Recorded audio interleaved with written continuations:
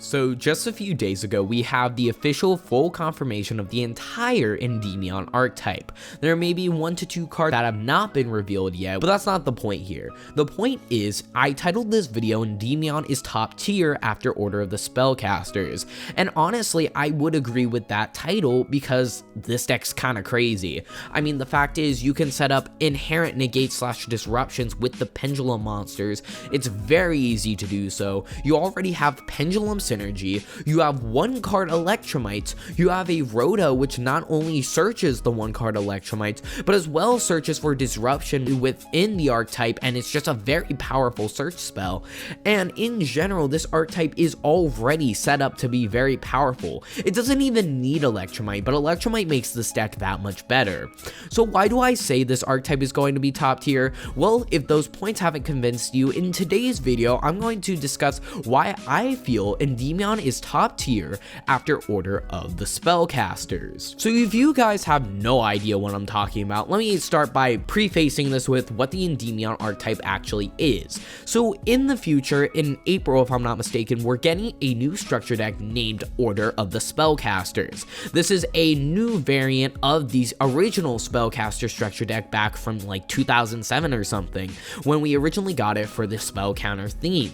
That original structure deck introduced many spell counter cards, for example the original Endymion, which you remove 6 spell counters, special summon it, and it will get some effects, but that structure deck really wasn't that great. And so recently Konami has been reintroducing these structure decks into the Link Reigns era and just in general as new structure decks, and gave these archetypes new support, and so that's where this structure deck comes from. So this new structure deck supports the spell counter theme, and with that we get a bunch of new spell counter cards, and actually all of them are pendulum cards. So not only does this structure deck support spell counters, it also supports pendulums because of how generic pendulums are. So with that in mind, we have to see how good these pendulum monsters are in order to determine whether or not they're actually going to be relevant. And well, yeah, they're kinda crazy. Even their pendulum effects and monster effects are insane. So why do I say all of this?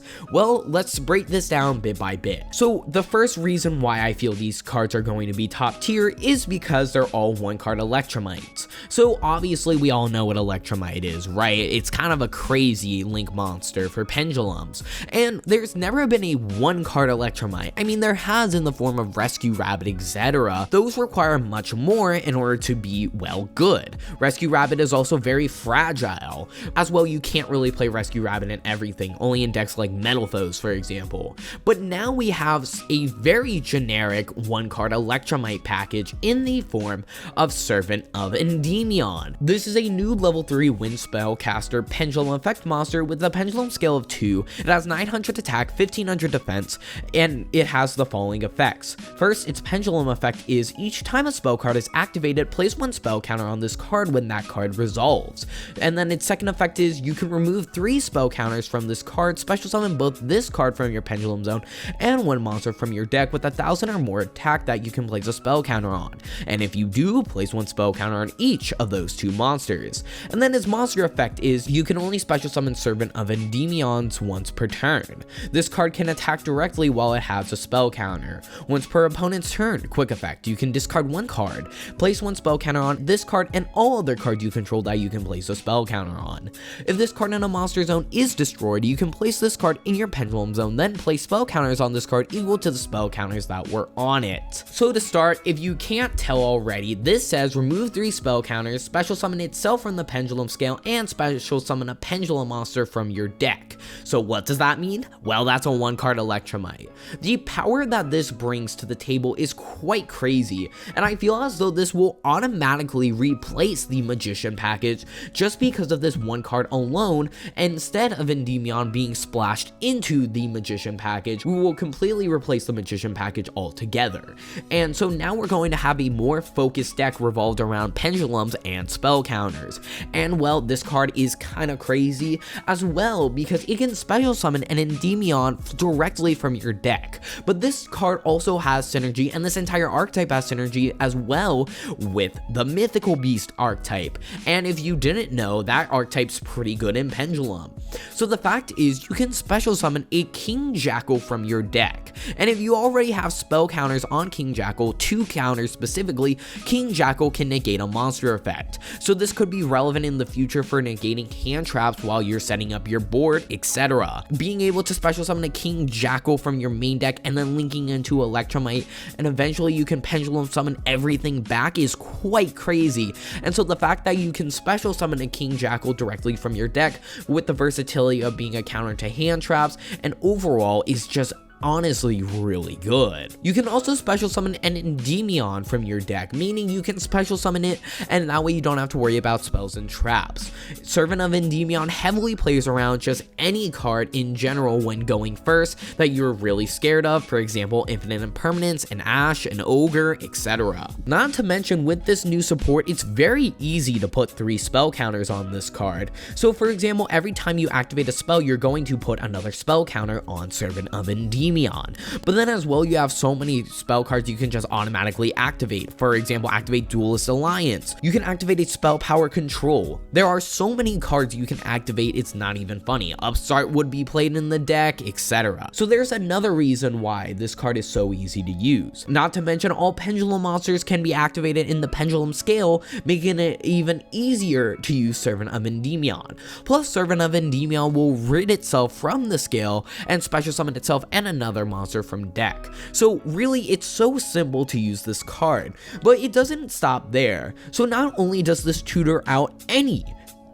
spell counter based pendulum monster for Electromite, but then as well it has good monster effects. So for example, if it's destroyed in the monster zone, which is relevant with the Endymion, you can pop the Servant of Endymion and then Servant will put itself back in the pendulum scale in order to put more counters on it. Another point I should mention is if you're playing against something like Sky Striker, for example, it's very easy to get spell counters quickly because your opponent might just be activating a ton of spells and putting a ton of spell counters on your cards because they're activating spells. So honestly, it's very easy to set up a 1-card Electromite in this deck. But then as well, this leads to inherent negate / disruption with Endymion, King Jackal, and Magister plus Empress. So basically, as I've already described, Endymion is a spell / trap negator, which is also very hard to deal with. I've already discussed Endymion in another video, and I've even mentioned that the support needs to be really good. The inherent spell counter support needs to be really good for Endymion to be really good, and they did not disappoint. The rest of the support is incredible. And so with that, you have Endymion, you have King Jackal, which is a monster negate. So not only do you have inherent spell / trap negates, you have inherent monster negates, so that's really good. But then it gets even better because Magister of Endymion is another monster that is a pseudo 1-card Electromite, because if it has 3 spell counters, special summon it and a monster from your extra deck face up that you can place a spell counter on, and if you do place 1 spell counter on each of those 2 monsters, which is another point to mention, that you can place more spell counters on it for being able to special summon it from the scale. So not only are you removing 3, but you're getting 2 counters back regardless, so that's just another bonus to this strategy.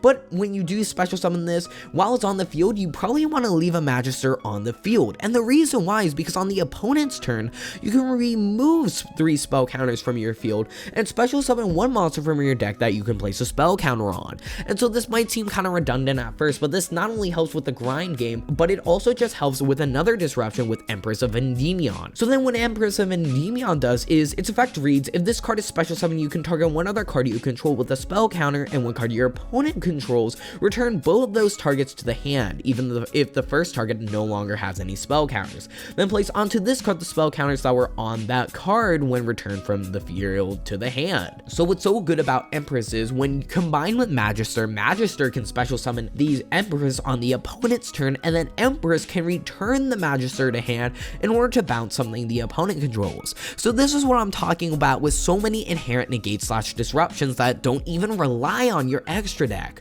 You can easily set up 2 King Jackal and Endymion plus a Magister to disrupt even further. If you're going to tell me that's not hard to deal with, then I don't know what you're talking about. this deck consistently does that, even through a hand trap or two. Honestly, the fact is you can set up so much advantage, especially because the Empress is going to return the Magister back to hand, meaning because of its scale effect, you can use Magister as a follow-up on the next turn. Another crazy part is, again, all of these monsters will just float if they are destroyed, especially by battle. So for example, if any of the monsters are destroyed by battle, then they'll either with the 2 level 3s be placed in the pendulum scale, or if not, they will just be destroyed by battle, and then you get a search for something. Now, obviously these cards are great and all, but really one card that ties all of it together is Spell Power Control. So this is a normal spell with the following effect. You can only activate one card with this card's name per turn. Add one Endymion card from your deck to your hand, then place as many spell counters as possible on cards you control that you can place a spell counter on, but not more spell counters than the total number of spell power grasps and spell power control on your field and in your graveyard. So spell power control is very powerful because obviously it's going to search for an Endymion card. What does this mean? Well, it searches for the 1 card Electromite. It searches for more disruption. So obviously that's really good. But then as well, it helps you support your strategy even further by placing more spell counters on all cards you control. So you're telling me not only do all of these cards get free pluses, but then as well they put spell counters on the field super easily. My goodness, is this deck really crazy. The fact that it can consistently do this is really good. Obviously, a Ghost Ogre on the Servant of Endymion really does hurt and could potentially stop your plays, but at the same time, you can just Pendulum Summon it back or get it back with Electromite, and from there, it just gets more crazy. The potential this deck has is crazy, and it gets even more crazy when you talk about the potential of an FTK. So this deck can potentially FTK. I'm not going to confirm or deny that it can, because it's just theory as of right now, and there is no proven combo. But the idea is you have Tempest Magician, and Tempest Magician basically is a level 6 synchro, where you can synchro summon it with a tuner and a spellcaster monster. It's a level 6, and from there, if you have 16 spell counters on the field, you also get one with Tempest Magician, so you can say 15 spell counters on the field. You can remove all of them and deal 500 damage for each spell counter. So that's why I was saying if you have 15 or 16 spell counters, that equals GG because you're dealing 8,000 damage. And if your opponent even has a disruption, like for example, if they imperm or they effect Veiler the Tempest Magician, well, that's no problem because you then Pendulum Summon, and from there you can easily set up more negates. So that's why it's kind of scary that this deck can even potentially FTK. It just depends on how creative we get.